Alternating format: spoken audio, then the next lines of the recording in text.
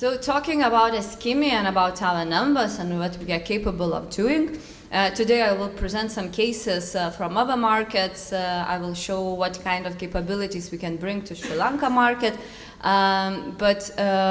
This year we reached really nice number in terms of our unique users reach. It is 1 billion unique users globally. So even though we are focusing on markets in Asia and Africa, we are working globally. And for instance, in recent months, we actively started our ads in countries like Germany, Italy, United States, because people from Asia and companies from Asia and Africa are requesting us to target diaspora users, are requesting us to target users that might be interested in coming to those countries. So tourism, financial services requires us to adopt to their needs, and that's why we can target users globally. So 1 billion, it's a nice number, 1/7 of a total people in the globe. So we're really excited to have it, and I believe that together with the market, like Sri Lanka and other markets, we will be able to grow that number to higher. Because, well, this number comes from people who are browsing the internet in the specific locations. So Sri Lanka is growing, other markets are growing, and it's really exciting for us to see and to be part of it. So when it comes to our client list, we are more than proud to say that we work with all major global ad clients. Also, we work with all major local clients in the markets that we are operating. So starting from Unilever to Nestle, from Procter & Gamble to Nokia and Samsung, from local banks like Kenyan Central Bank, Bangladesh FMCGs, all main clients and main markets are already there. And also we work really closely with agencies, digital marketing agencies, because, well, we are a platform, we are not some sort of agencies ourselves. That's why keeping good relations with agencies, educating people in agencies, it's extremely important part to make sure that Eskimi is growing and the market growing together with us.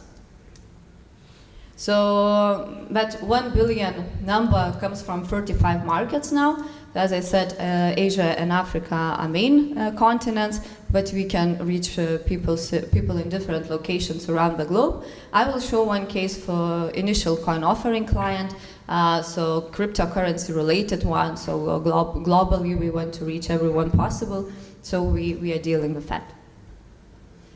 So that's it for intro, and let me go to the main topic about programmatic and why programmatic and why, what kind of beast is it?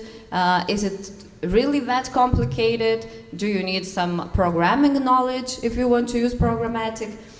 So I would like to explain it a bit. Hopefully after the session you will have more knowledge, and if you have any questions, so feel free to catch me after my talk and during the break or after event, and we can discuss it and see how programmatic could be beneficial for you. So when I'm visiting new markets and what I get from team in markets, we always face questions from clients that starts with why. So why programmatic and why not something? So the very basic thing is why not direct media buying? So why programmatic is better than direct? And the answer is really simple, because direct media buying is a turtle which is really slow, which is closed itself in his cage and doesn't moving around at all. So there are many reasons why programmatic is better than direct media buying, but of course the very basic ones would be that programmatic is much faster, more controllable, and more transparent. So for instance, if you want to launch ad on Hero FM directly, you have to go to the ad sales manager, you have to negotiate the price. Sometimes they might rip you off, sometimes you do not know for what you're actually paying. They might say that, okay, you will have 1 million impressions, but how do you know if you have them? So all these things come to direct media buying. So it doesn't matter the publisher, but let's say if something bad happens, if you are the owner of Sri Lanka Airlines and go to a publisher directly, buy media from a publisher directly, and some air crash happens. So for you to make sure that your ad is not appearing nearby news about air crash, you need to call a sales manager, and sales manager needs to contact his tech team, and then tech team will take off your banner from the site, from the news related to air crash. So this is one of example why direct media buying is so slow, and why it's not recommended for advertisers to use it anymore, because, well, you need to, in digital you need to be fast and you need to be efficient. So with working with turtles, I believe it's kind of complicated.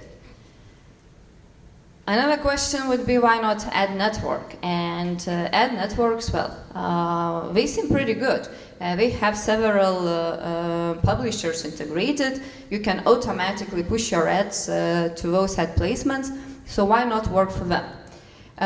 So of course, limitations are there as well. So if you want to reach as much users as possible, use nice targeting capabilities, it is really hard to do that on an ad network that has 10 publishers or 100 publishers integrated, because still, you know, there are a lot of clients that are coming to them.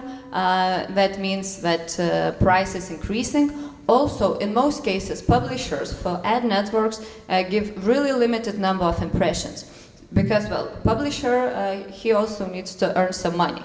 So largest amount of money for publishers is coming from direct placements, because we can charge premium prices for that. And then all those impressions unsold somehow needs to be monetized as well. So what they do, they integrate tags from exchanges or from ad networks. So if it's an exchange like Google, double click. So of course it can be, the site can be monetized most efficiently, because traffic can come from any country. People from anywhere in the world can read that portal, and through Google tag it can be monetized. If it's an ad network, they have really limited possibilities to push it to the end users.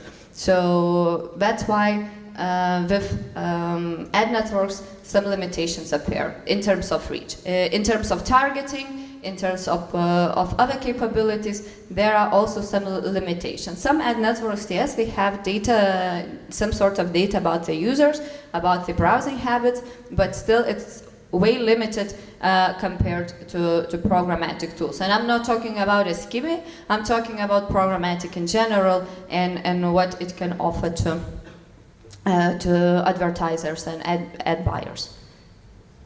And the last thing is, why not anything else? Why not social media? Why not some Google display? Why not videos like YouTube? Why programmatic? What kind of efficiency, what kind of profit it can bring at the end of the day to advertiser?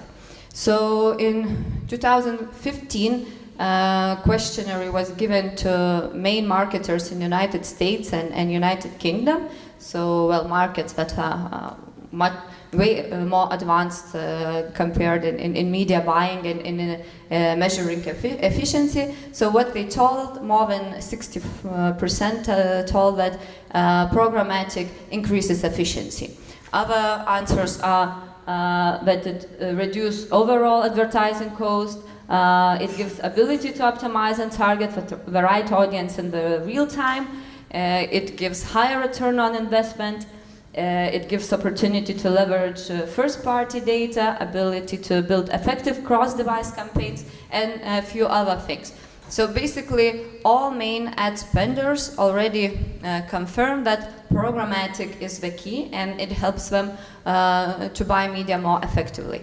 So question is, what kind of outcome from your marketing campaigns do you want? Is it enough for you to show ads, to show banner ads to the management of your clients, or do you really need to reach some sort of KPI? Do you really want to make sure that your marketing campaign has the desired outcome? So, well, decision is in your hand.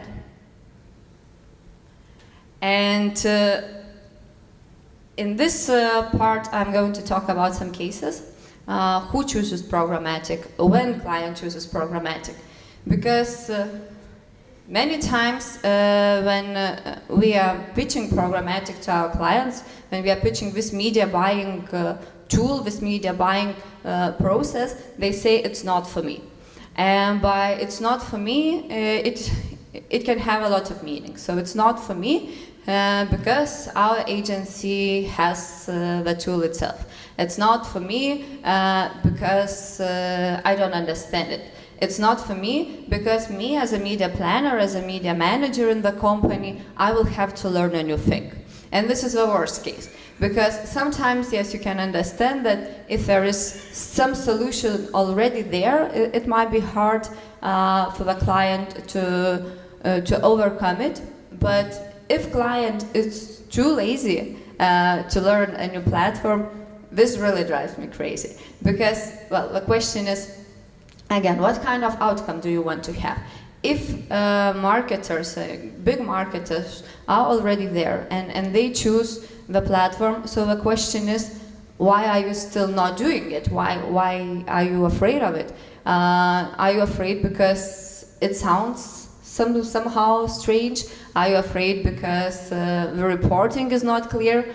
So everything can be learned and everything can be done by some teams in programmatic tools. So for instance, in Eskimi, all campaigns are being run by our ad ops team, just not to give hard times to our clients.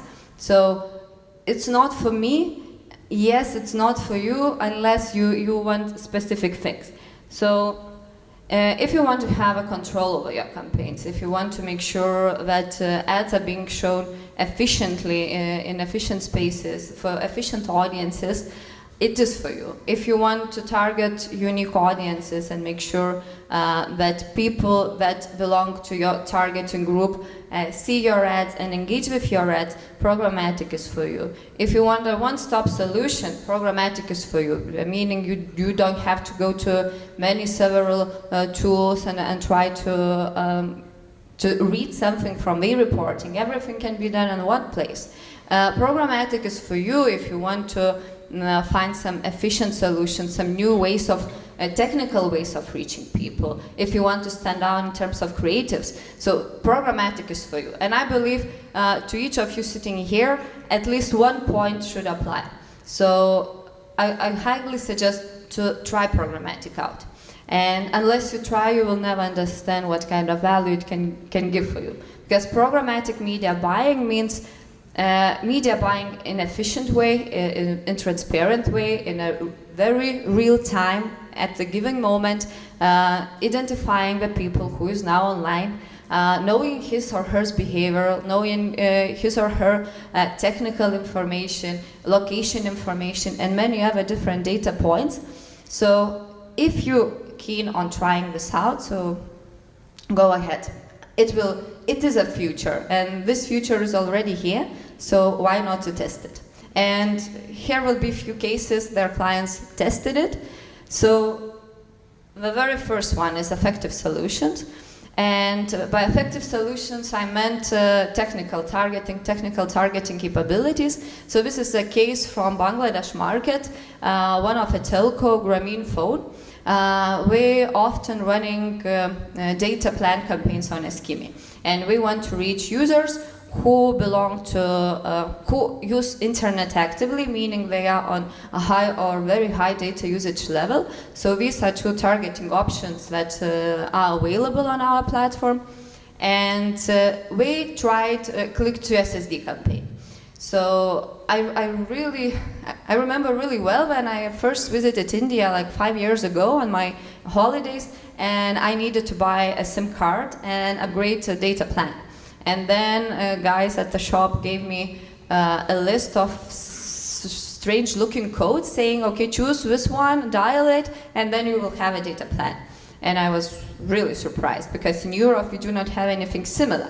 And then I joined Eskimi, started working in African countries, then I came to Asia, and then I realized that this is the way how people actually purchasing data plans. This is the way how people are checking their bank accounts, balances there. So we should give them an easier way. And we can we give the easier way. So click to SSD campaigns are campaigns when user clicks on the banner and USSD code automatically appears on the screen.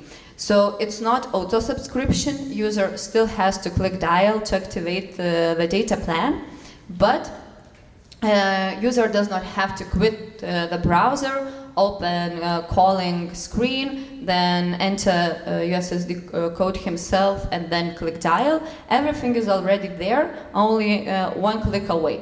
So we finally pushed Grameenphone, the name of a telco, to try this out, and the results there pretty great. We are running quite many campaigns for them, and from each campaign, automatically we collect audience that is engaging with a campaign. So if users are clicking on the banner, we put them into the audience, which can be reused for retargeting. So once we ran Click to SSD campaign, we created two types of campaign, one for retargeting and one for generic audience. So for retargeting, CTR was close to 5%. It's extremely well result, because usually if you're running simple CPC campaigns, their user is redirected to landing page. CTRs are approximately 1%. So 5% is 5 times better than usual, and after that clients started using this actively almost for every campaign of data plans. So this is one of example what kind of technical capabilities is available on Eskimi. So for instance, if you have a call center and you want clients to call you, you can run click to call campaign. So user clicks on the banner, and then phone number appears on the screen, and user needs to click dial only. There is no need to remember your phone number that was on the banner. If you want user to activate something on the SMS or participate in the contest, so click to SMS is also available. To some cases, to some extent, we can do click to calendar campaign. So for instance, if you're having an event and you want clients, people to remember it, they click on the banner and calendar reminder downloads to their phone, or click to email campaign if you have more specific type of product, something like real estate, and there you want user to send you inquiry, so you can run click to email campaigns for them and encourage action from their side. So this is one of example. Another thing is possibility to stand out in terms of creatives.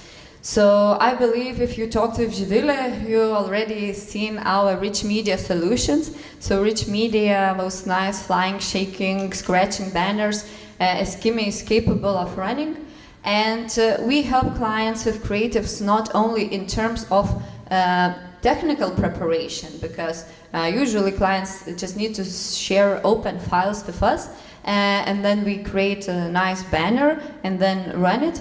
So this is one part, it's an important part, but we can make sure that those creatives will be shown properly in the placements that support such type of creative. So example is if users are using proxy browsers like Opera Mini or UC browser, the problem is that those browsers, they are squeezing sites, meaning that all ad placements look really corrupted. So for instance, just the frame of the ad, just the corner of rich media.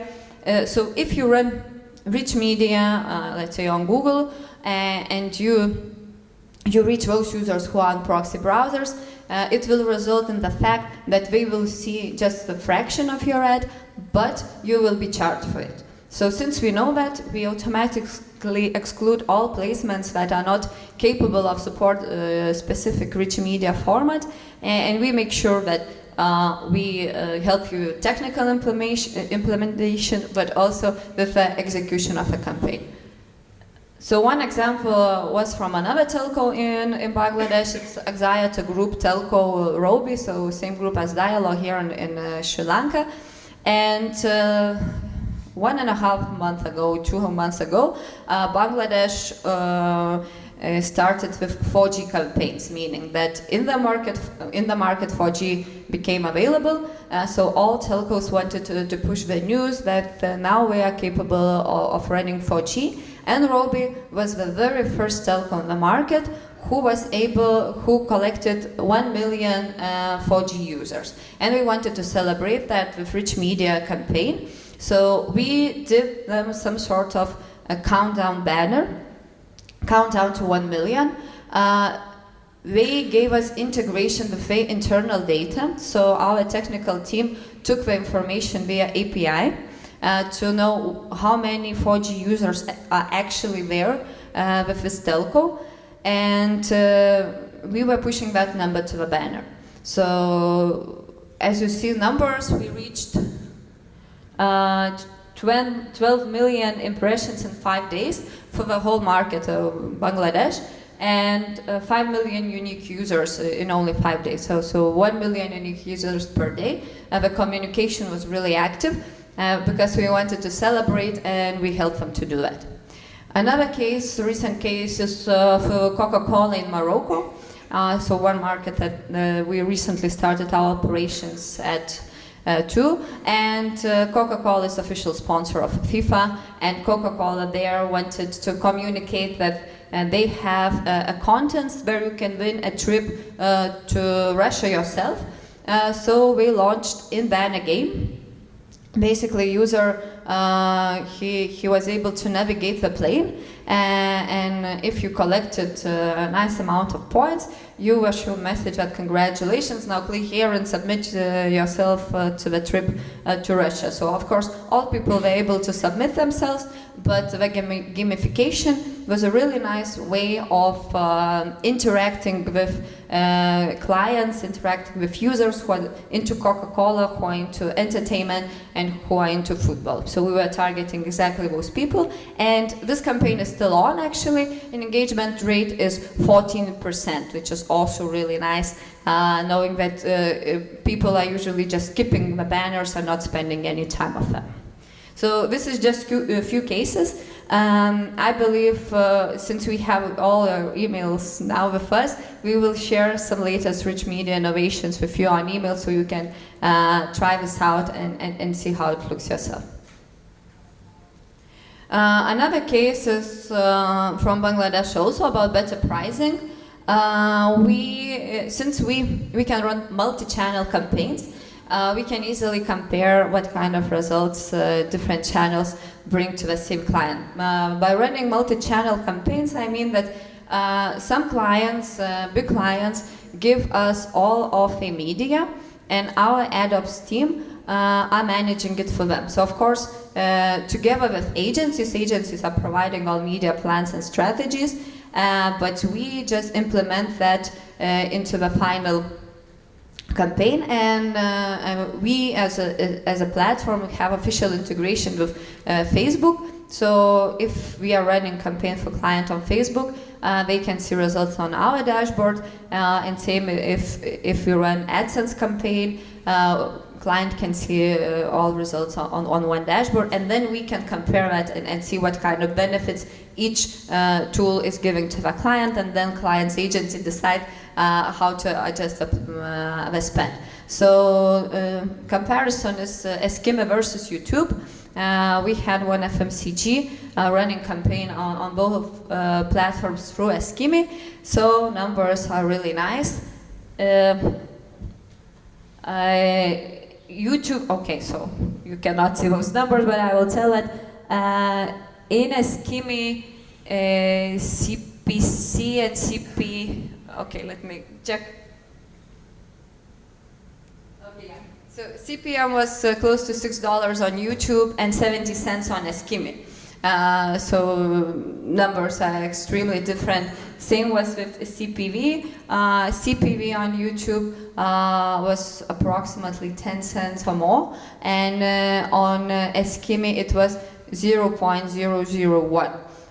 why so cheap and how came that we can run video campaigns on such cheap price. So YouTube is one channel where again everyone wants to be, because well everybody does so, so probably we should be there as well.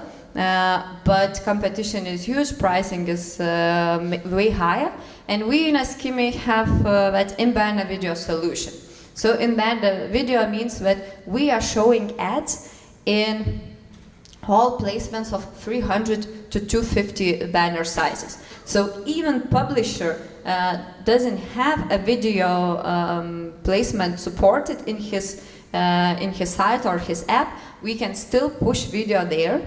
And there are billions of impressions of 300 to 250. That's why we can push those ads to that specific placement, and it's really cheap. And we are showing those video only when the video is in screen, meaning that user actually sees the ad. We are not going autoplay if a banner is somewhere below the fold. So this is also extremely important, because viewability is a question, and all clients want to make sure that if they push the ad, it is seen by the end consumer. Brand safety is a really hot topic in every market, and this is a recent article from CNN saying that exclusive YouTube brand ads from hundreds of brands on Extremist channel. So of course, if you are a brand like Emirates, if you are a brand like big banks of Europe, Barclays, Adidas, Nike, or any other big international brand, it's a huge harm for your brand image, the fact that your ad is being shown somewhere nearby really violent content. And the problem is that even on news sites, if it's really good and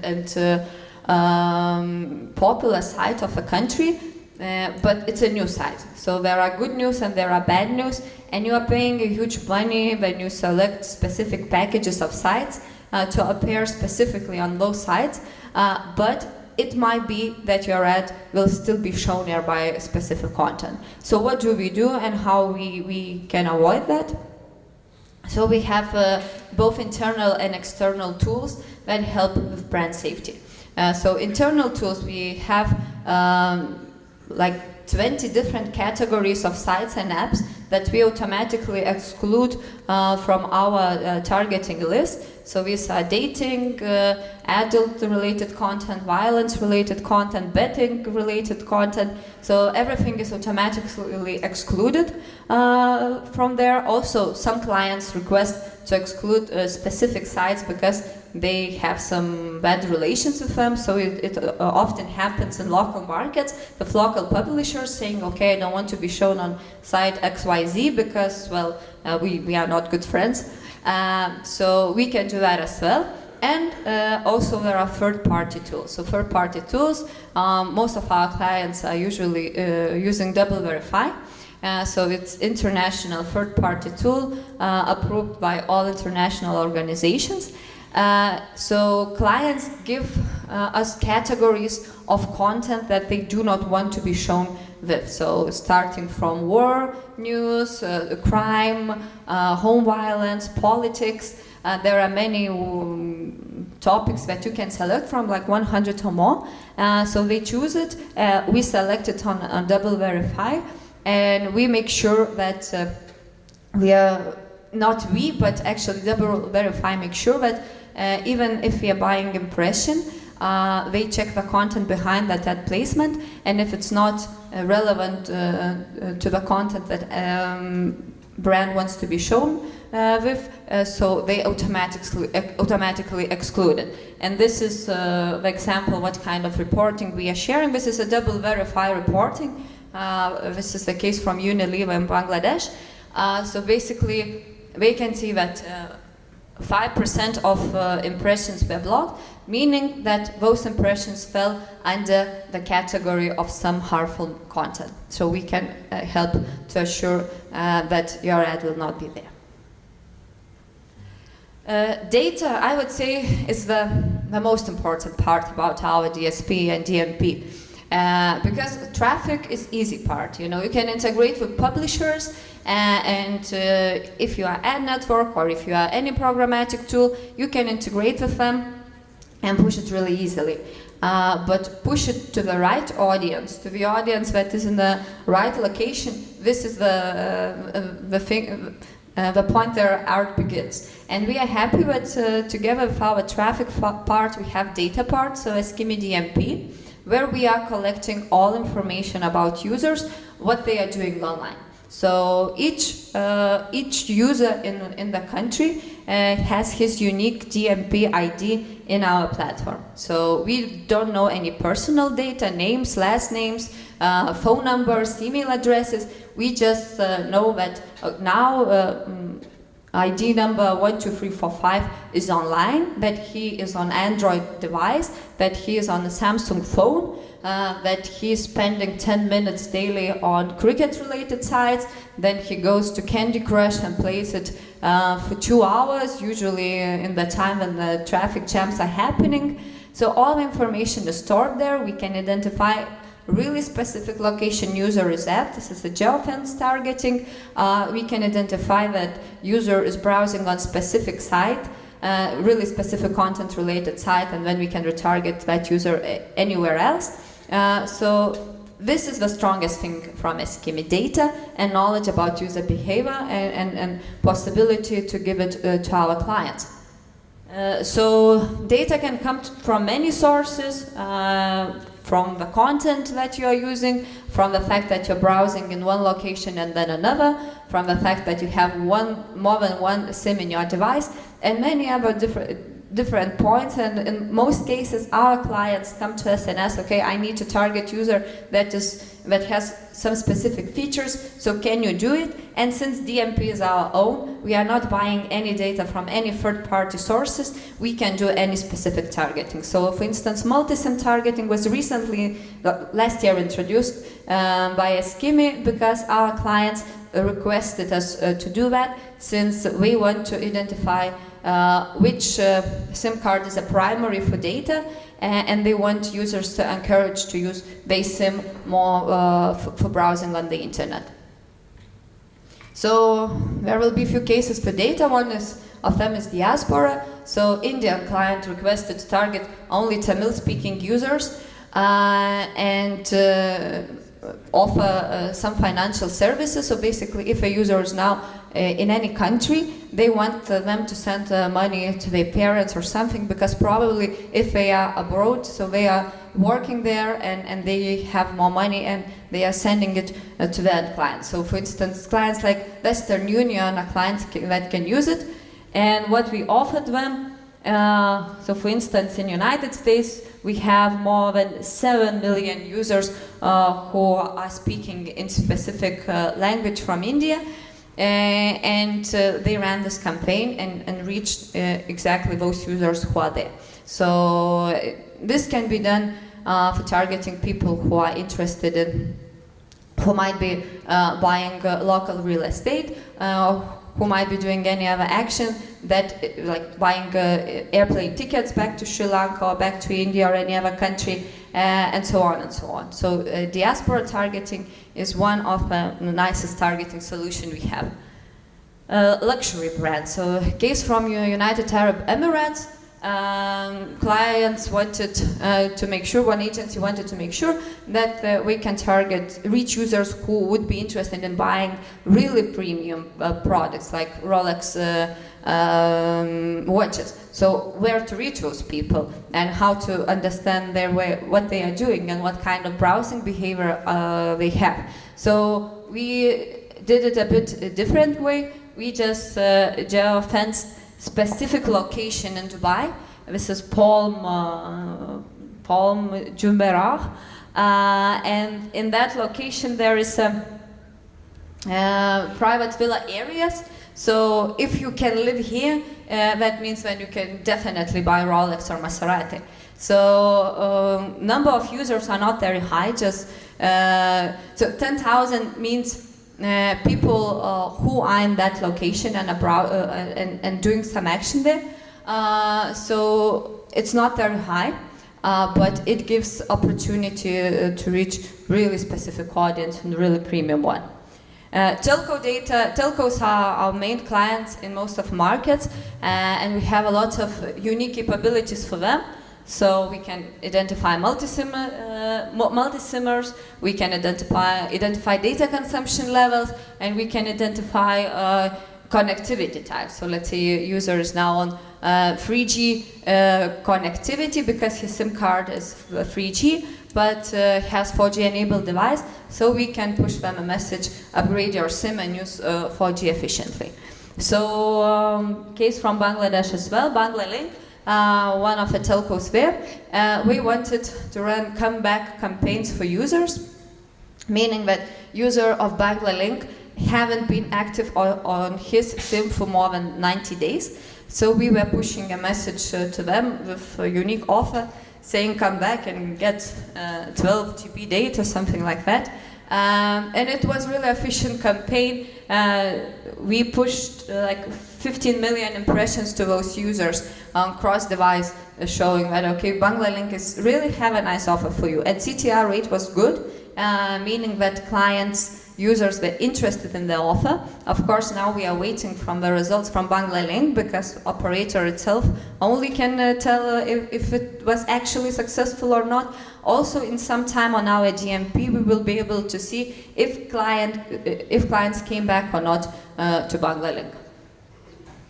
And one more example from data, site apps audience. I mentioned briefly before, we have ICO clients, so initial coin offering clients, working with them. A lot of them are in Lithuania.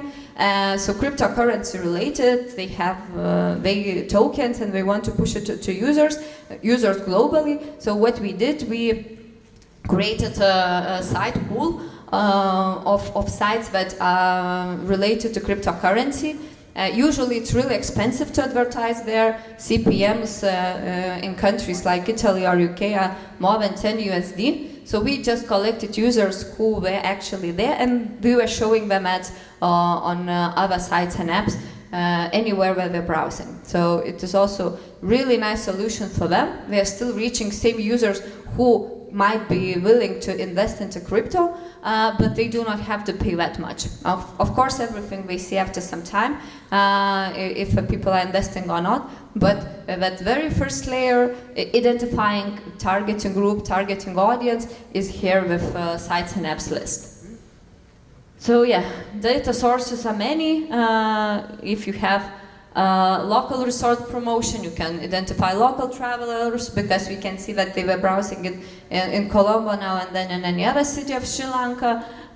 Insurance, so geofencing people who are sitting now in hospitals, travelers if they are now in Colombo airport and then they can be seen in any other airport in other countries around. Just you need to identify which markets are the most important for you. If people are often into shopping malls, so I always suggest my e-commerce clients, target them saying don't waste your time in the mall, better come to our site and enjoy capabilities there. So one last example of programmatic benefits is that one-stop solution I mentioned. So possibility to run all campaigns from one dashboard. So programmatic Facebook and YouTube numbers can be seen there.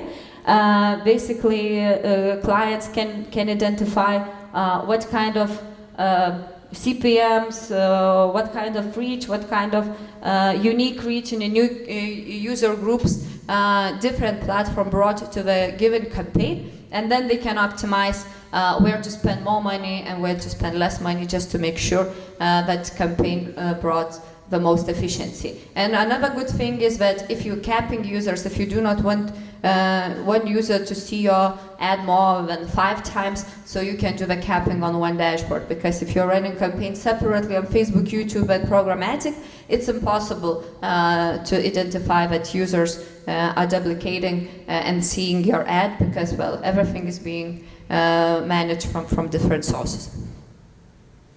And I will briefly go Eskimi for Sri Lanka possibilities. Živile will introduce you to them later, but our specific insights that mobile is number one in the market. 78% of all impressions available on Eskimi comes from mobile. Most of impressions comes from dialogue users. Then Wi-Fi is the second one.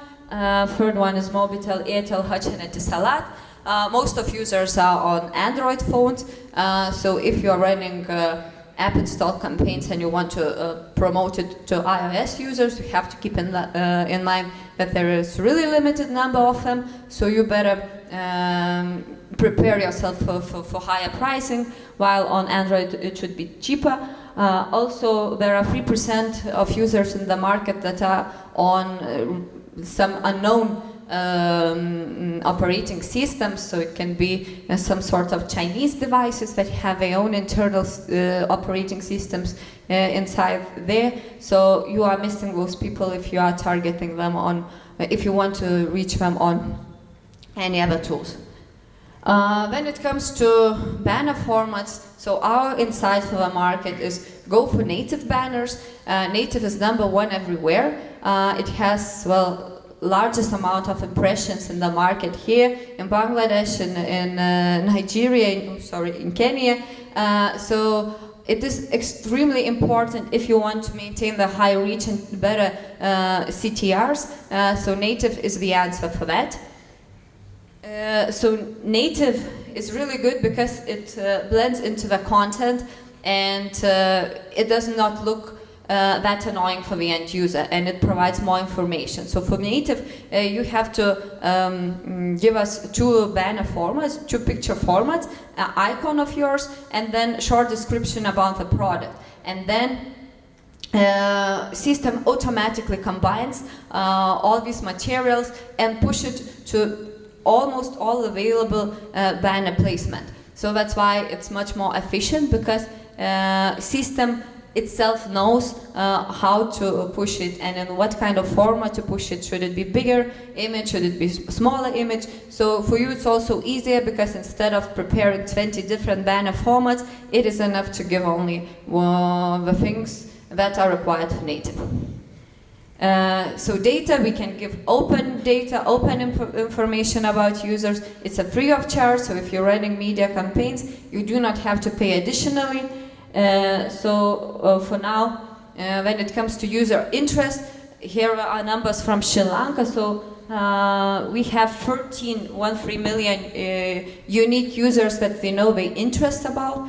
So of course, same person can be interested in politics and football, but there are 13 million users like that here in this market that we can target them with really unique propositions. So sports lovers, entertainment lovers, automotive lovers, and so on and so on. Banking, insurance, interest clients, all are there, and you can target them with one click on our DSP. We can identify the density of usage in specific locations. So here is an example from Colombo. So this is how heat map of the country of this part of the country looks like. A lot of browsing happening in the central areas. This is where most of internet users are, and you can target only those locations that are high in browsing density. We can geofence users. So here.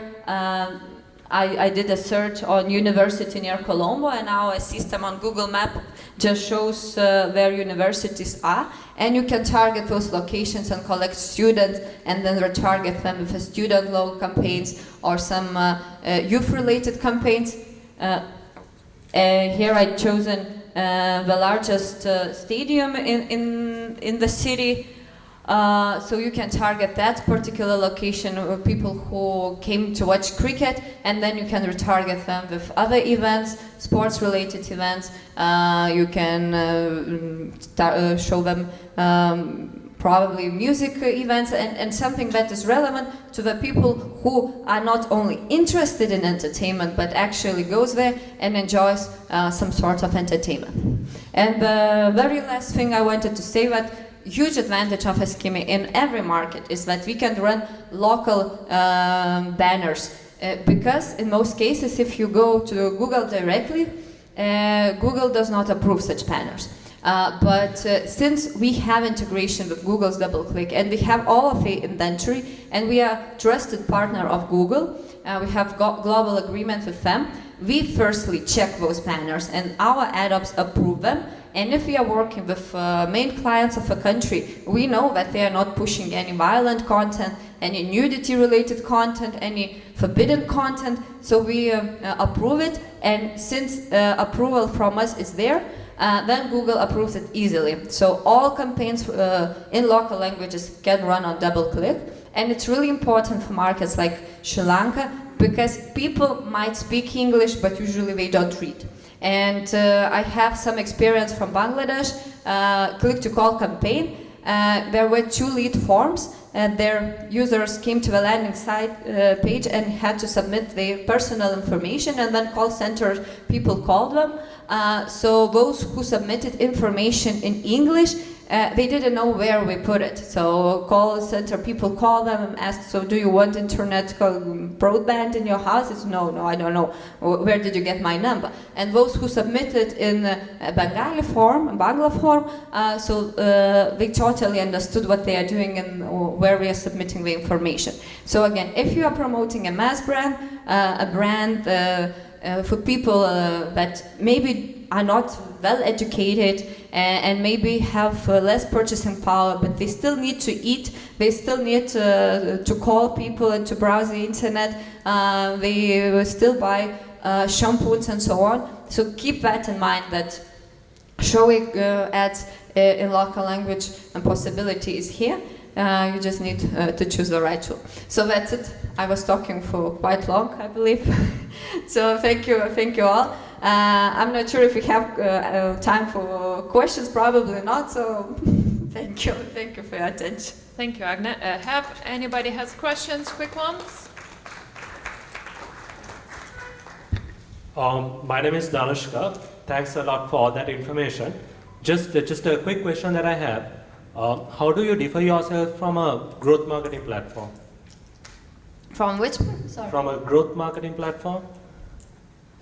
So it's a platform that does something very similar to what you all do, targeting users on using multiple channels and multiple platforms. So just wanted to know whether you all are different in any way, or is it the same thing? Personally, I don't know that platform, so it's really hard for me to compare at a given moment. So probably I would need to dig deeper and to understand what kind of capabilities they have. But usually when, let's say, we compare us to big platforms like Programmatic or MediaMath in India, so that localization perspective is there and data perspective is there, because those big DSPs, global DSPs, they do not have a data part because it's expensive to maintain. If they work in markets like United States, so to maintain data of United States people requires really expensive servers and really expensive maintenance costs. We can maintain all data about all markets that we are working in, because in general we are pretty small and people are not that active on the internet, and that's why we can create unique targeting possibilities and unique options for our clients. So I strongly doubt that platform has capability of geofence targeting, of multi-sim targeting, that audience sites type of targeting. Probably we do not, we cannot identify users on proxy browsers or high-end feature phones. So people who are still on the internet, but because of their devices, they are not seeing the content where people on smartphones are seeing it. So these are small things, but in markets, growing markets like Sri Lanka, it's extremely important.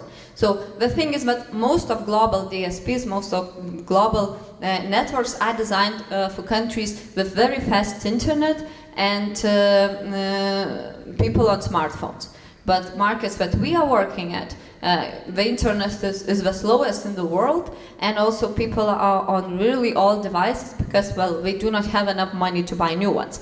And our clients who are sitting in capital cities in their corporate offices, sometimes we do not understand that, but then we share data, and then we encourage them to go outside the main city and go to suburb areas, to smaller villages, and then they can see that the large amount of the country is on some sort of older devices.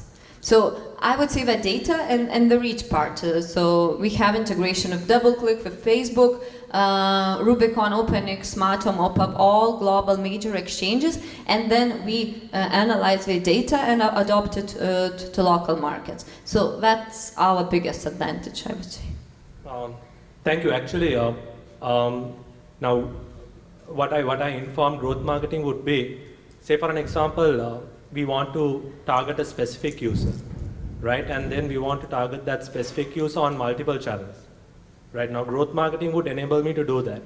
So is it something that your platform would enable me? What do you mean by specific user? Say based on user interest maybe. So we can broadly categorize under specific interest. And I want to sort of target that particular interest base, right, on multiple channels. From mobile to, from smartphones to internet, to can be even SMS, can be email, on all multiple channels. Yeah, okay. So, but on your platform, I assume it's more on internet and smartphones. Yeah, it's only. It's not on other platforms. It's we can reach people, only those people who are on the internet. So we cannot run SMS campaigns. We cannot run I don't know, call campaigns, like call center type of campaigns. There. No, I'm not talking about call. Yeah, but targeting is marketing only. Automation is something that won't be possible on your platform. If I want to do that, that won't be possible, right? So if a user is online, we can then track him and show him ads, and we know his interest. But once he goes outside the internet, even he uses his device, but doesn't use any apps that requires internet connection. So then we lost him. So this is how it works. So we do that multi-channel type of campaigns. We can identify same user in most cases if he is on the mobile, and then on the laptop if he has two or several devices because of his browsing patterns. But to identify user offline, no, we cannot do that. All right, thank you. Thank you. Any more short questions? Hi, my name is Taninder. So what I want to know is, taking Google App Campaigns as well as Facebook App Campaigns, do you have like a case study where you run an app campaign and it's more effective than UACs or Facebook App Campaigns? You mean app install campaign? Yes, app install campaigns. And can you track like in-app events, like what you can do in Google App Campaigns as well as Facebook App Campaigns? So no, we didn't run any app install campaigns on other platforms. We used only Programmatic for that. So answering if we know any cases from Facebook, no, we don't. We have specific sources for app install campaigns on the Programmatic. So traffic of users that are the most willing to install app, we can then target, let's say, specific mobile operator. If app is of dialogue, so we can target only dialogue users, and only because there's only them who might be using that specific app. And we are running it on our sources of people who have the intent of downloading apps, and also additional people who are on dialogue as well. So this is how we do app install campaigns. In most cases, we do not use other platforms like Facebook or Google's products to promote it, because our tool works pretty efficiently for app installation campaigns.